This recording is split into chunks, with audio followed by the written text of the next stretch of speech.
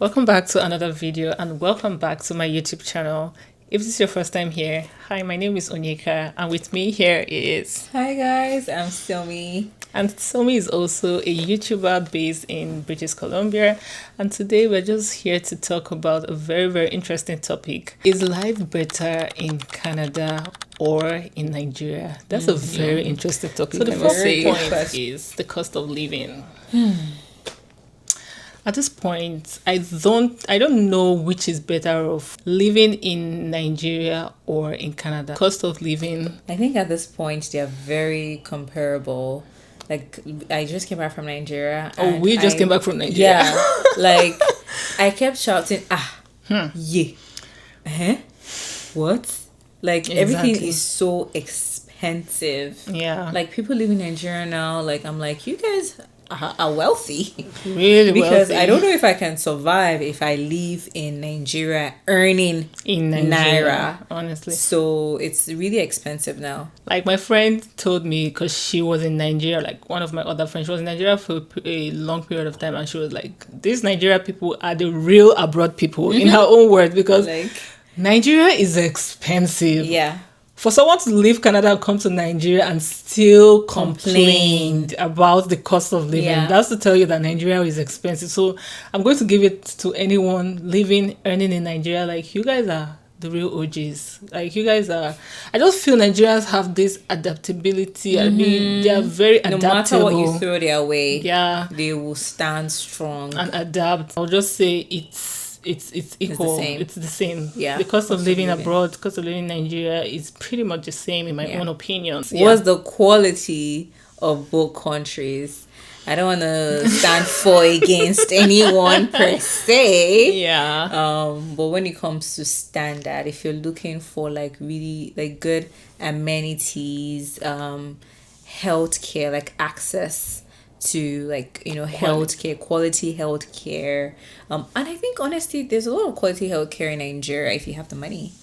Exactly. Thank you for pointing that out. If you have the money for it. And low key, like, okay, so for here in Canada, right, there's free healthcare, quite all right, but the access to it, like, you can be in the emergency room waiting for hours. I'm talking emergency. Hours, and that's an emergency, right? And then no one has come to attend to you. You've been waiting for hours, right? Compared to Nigeria, yes, you might be waiting, right? But if you have the money in Canada, whether you have the money or not, there's no access to like private health care that you say, okay, let me pay my money and get this, right? But in Nigeria, if you have the money, you can get access to like private healthcare, pay for the service and get the service that you want.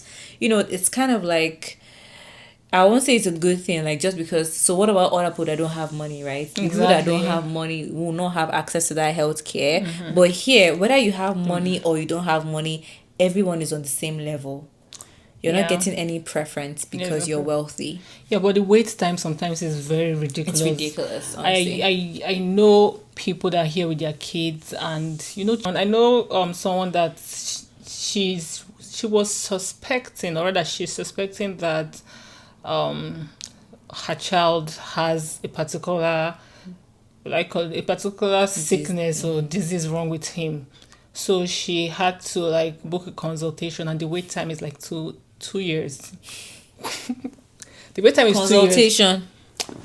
Okay, like after the consultation. Like after the consultation, so like to be able to see the doctor, the next step to be able to see the doctor is like 2 years. The first being that they said the boy was giving birth in Canada but wasn't giving birth in that province. So another thing is that they told her she had to go back to the province where she was giving birth to, because that would have given her a shorter wait time as compared to this new province she moved to. So that was just mind-blowing. She's a mom, and of course every mother will be worried for their child. So that was so discouraging for her. At that point she was thinking of, should she just go back to Nigeria and pay the money to get that service, to get access to a quicker and faster healthcare. At least let her know what's wrong with her child.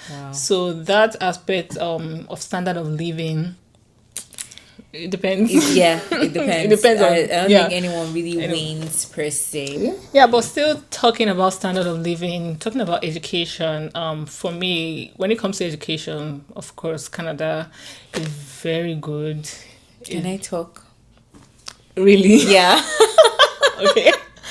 There are some things they're adding in the curriculum that you begin to wonder. Oh, there are some things though that they are just can you spill?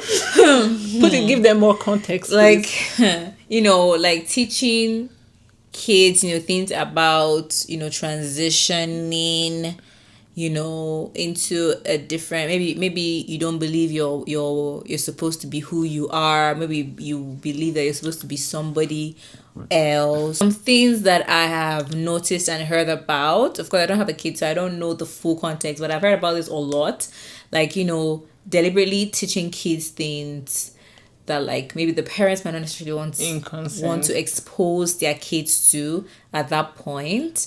Do your research, okay? But like the curriculum is not curriculum. It's changing. It has changed over the years. So your kids are more exposed to some things now. Exposed to certain information that you might not necessarily want your kids to be exposed to, at least at a certain age. But they start exposing them to those things at a really young age. And kids are kids. They're like sponges, right? You just give them information and they ingest it. So for education, I've heard people that would say they would like to take their kids back to Nigeria for them to school, so they are not exposed to certain things. Or at least until they are able to, they grow up to a certain age where they're able to make decisions for themselves. Yeah. So like we're telling you these things, you make the decision for yourself, right? We're just giving you the differences between the two and what we know about the two, and then it's up to you to decide for yourself if it's which one you prefer. We're not telling you which one to go for. Another point here is the social life. Tell me about it. Tell me about it, really. Tell me about it. Like, Canada doesn't have a social life point period. That's period. Period. Like, if you're someone that is extroverted and you're thinking you're coming into, even if America would have even been better, but Canada, the social life is, I don't know how to explain it.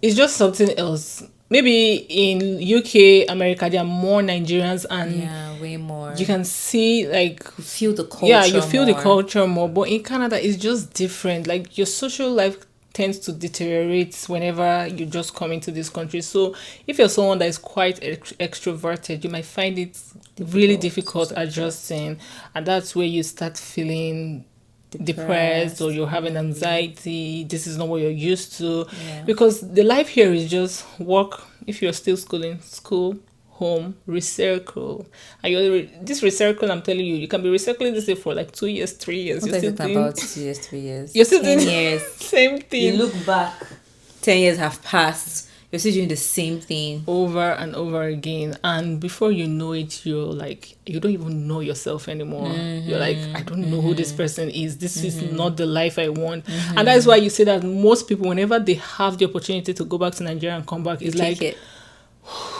they take it. There's like, this feeling, there's this freedom, there's this satisfaction. There.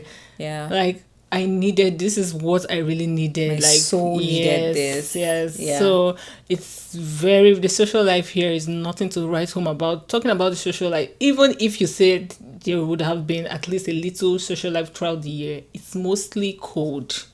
So we just have like summer between June to like August.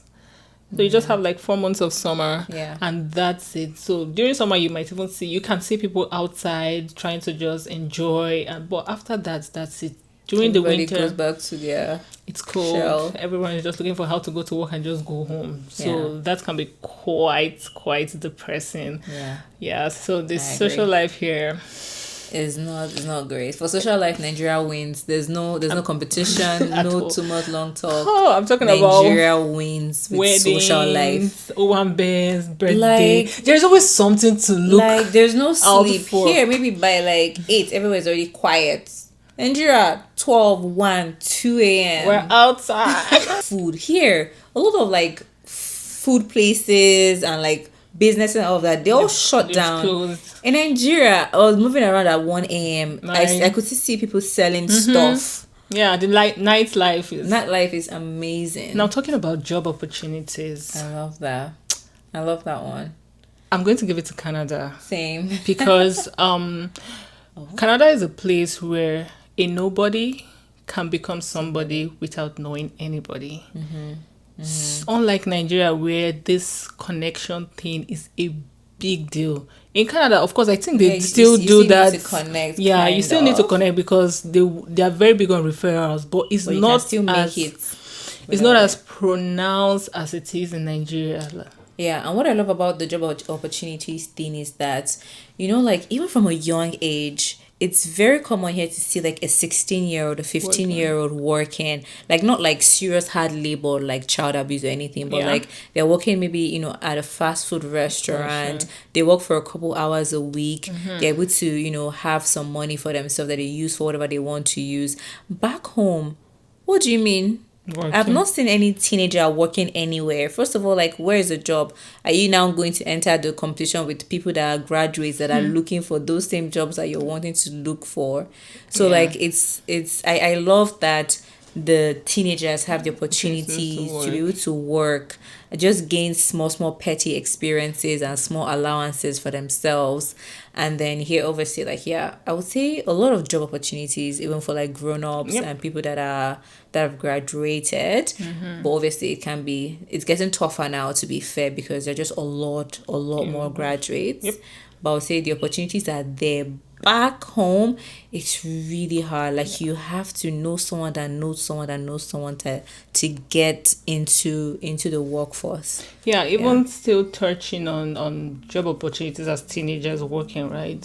There's this thing about being exposed to finances at a very tender age. It makes you understand money, and a random guy cannot just come to you and he's trying to flaunt you an iPhone 16 in your hand, and you're like, oh my god, he's using an iPhone 16. The way it is in Nigeria, like little things can just make you feel like, wow. Yeah. So being exposed at that very young age, I don't think there is anything a guy can really, I don't know what he really wants to, especially when it comes to finances, that will really, really sweep you off your feet, and you're like, because wow. you can get it yourself. If you work for it, you're going to get it yourself. So I love that about being able to work at a tender age, and at least be responsible enough for your finances. And that can remind me about also being able to finance things here. Like back home, it's all or nothing.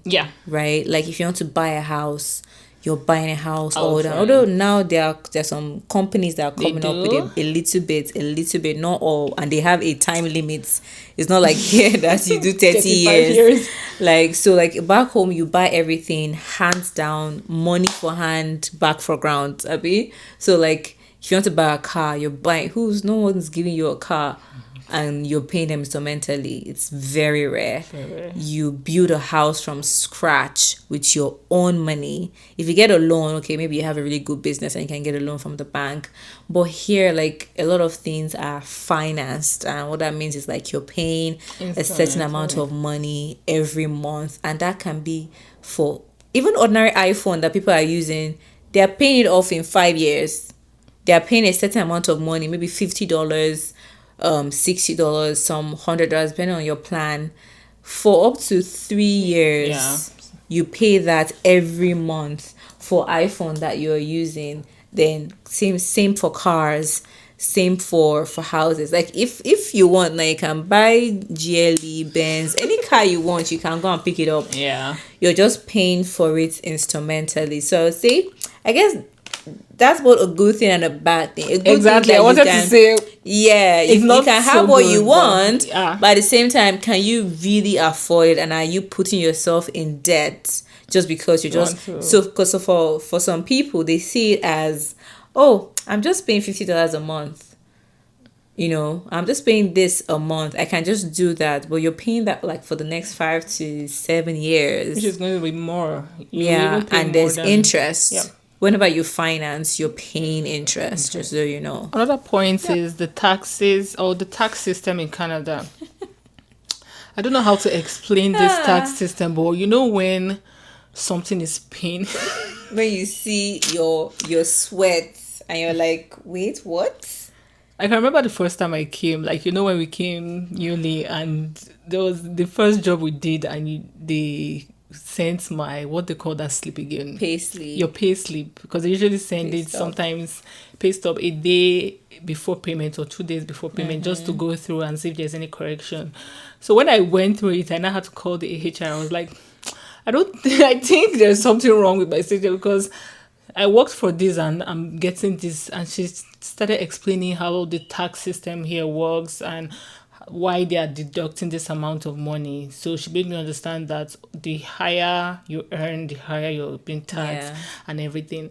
And sometimes the taxing can be so ridiculous that you wonder if it's worth it, even working more. Yeah. So for instance, you can work, let me just give a vague example, like you made $4,000 and they're taxing you like around 1,500 or even more. Yeah.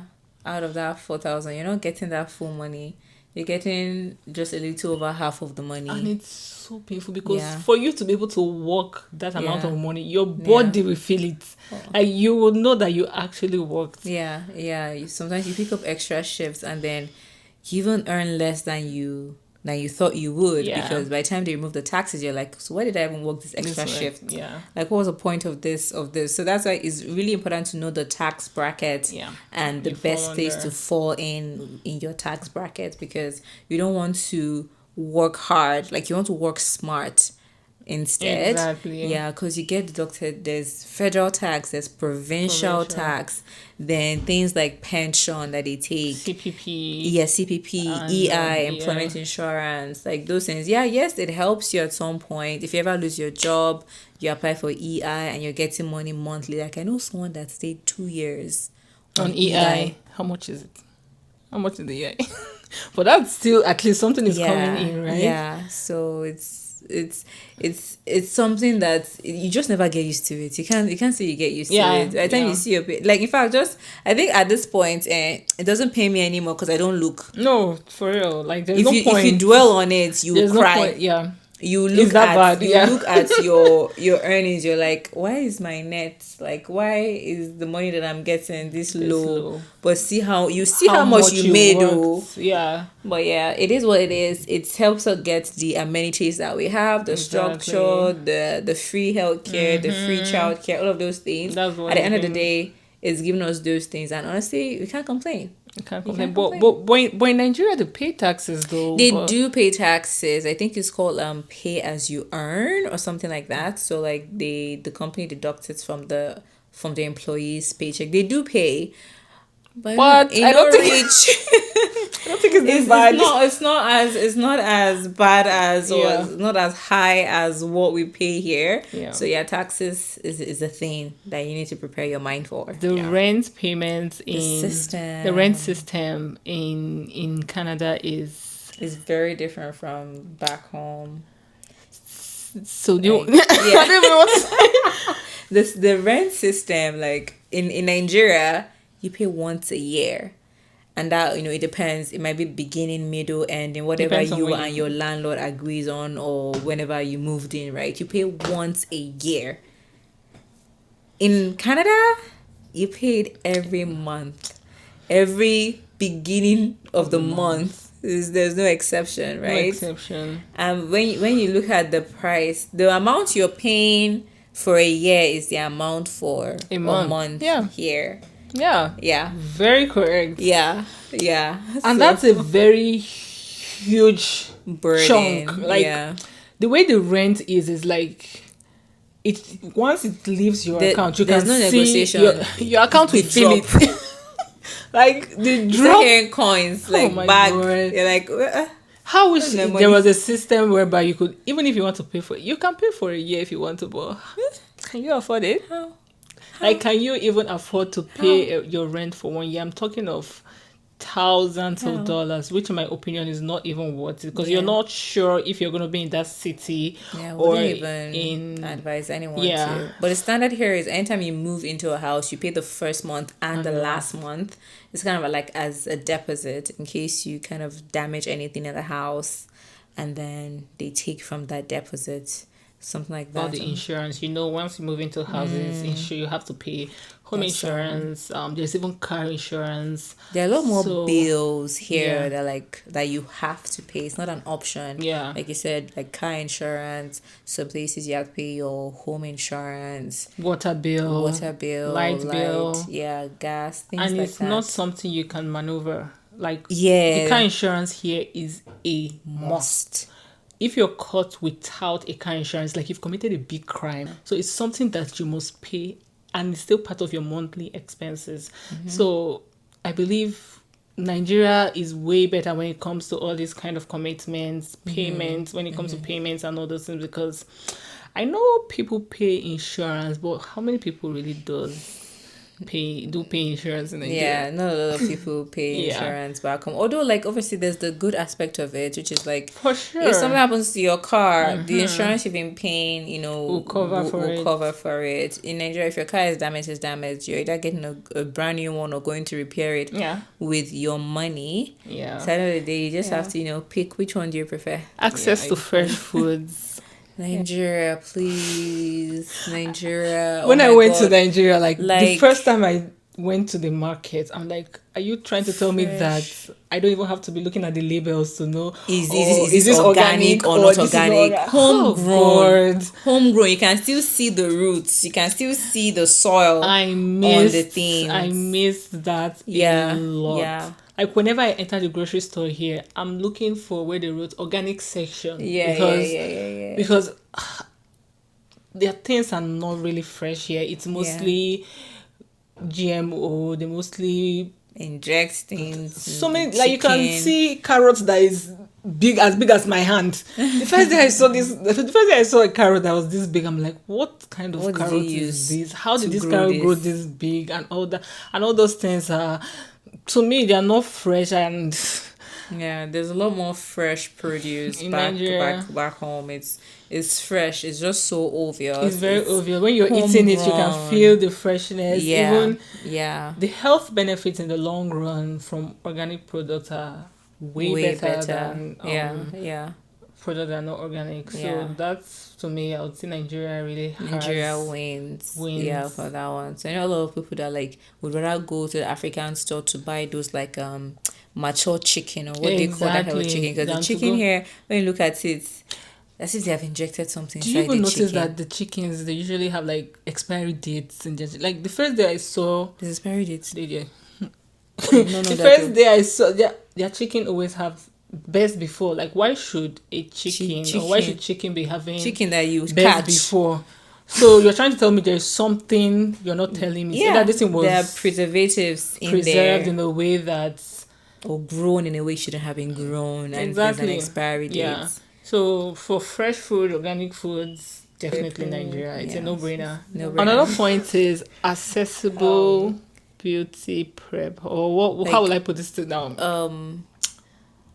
Beauty, what do they call those things? When it comes to beauty prep and you looking good, handwork, for example, when we went back home, really good facials, body care, things like that.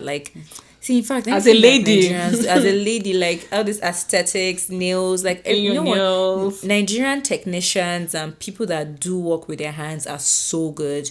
People that fix lashes, do their nails, that's for ladies now, beauty things. Beauty prep. It's so good and affordable in Nigeria, although things are becoming expensive, to be fair. Yeah. And then even other things, apart from, if you're not a lady, things like, I see people that will enter the market. You find people that will build mirrors for you. Exactly. You find carpenters, you find plumbers, electricians, people that do handworks, and they do it so well. You can you can know the person that's manufacturing your products for you. Here, you just buy whatever you get online somewhere. You don't know. You know that thing of, I want something to my tastes, and you go look for somebody and that's going to build it that can do it for you. You're looking at them, you're seeing what they're doing, you're seeing the progress. You can build what you want. You just need to just go to the place and you find them. There are so many people with talents. Like, Yeah, they're so talented, Nigerians just are so really good. talented. Like, when we have a skill, and we yeah. execute it to the T. So Yeah, overall, tell us So, yeah. right now in the comment section. What do you think? What do you think? Which Which is do you think better? is better? Where do you want to live? I see that all of us are confused. Everything has its perks, its pros and cons. It's really hard to decide. It's really hard. But at this point, I think people usually say you have to pick your poison, right? So it depends. Which do you want to pick? Where do you think your pro? You go to a place that the pro will outweigh the con, and where you can see a future for yourself and your family, most importantly. Right. Yeah, I think each and every one of us has what we want for now, and you know it changes over time. For Maybe sure. right now it might be Canada, in the next decade it might be Nigeria, or vice versa, right? So whatever you need for your life in the now, go for it. I am so excited that we were able to shoot this video because it's been a long time coming. Yeah. Let me know, what do you think between Nigeria or Canada? Where would you rather stay long term or even short term? I just want to know your opinion about this particular topic. And don't forget to head over to Somi's channel and subscribe to her YouTube channel. And yeah, thank you guys for we've come to the end watching. of the video, and I'll see you guys in my next video. Bye.